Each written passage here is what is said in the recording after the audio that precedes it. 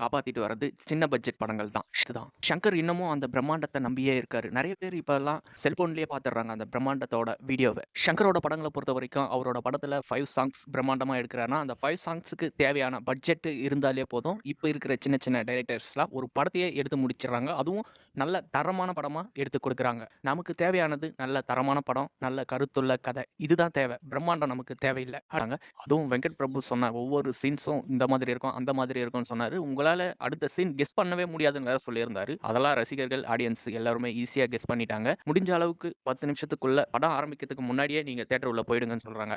இதே தான் லோகேஷ் கனகராஜும் லியோ படத்துக்கு சொல்லியிருந்தாரு. அப்ப 10 நிமிஷம் தான் நீங்க கதைய நல்லா எடுக்குறீங்களா? மிச்ச கதைலாம் எப்படி எடுக்குறீங்கன்றது தான் ஒரு கேள்விக்குறியாவே இருக்கு. இந்த பெரிய பெரிய டைரக்டர்ஸ்லாம் இன்டர்வியூ கொடுக்கும்போது நடிப்புல 50வது படமா ரிலீஸ் ஆனது தான் ராயன்.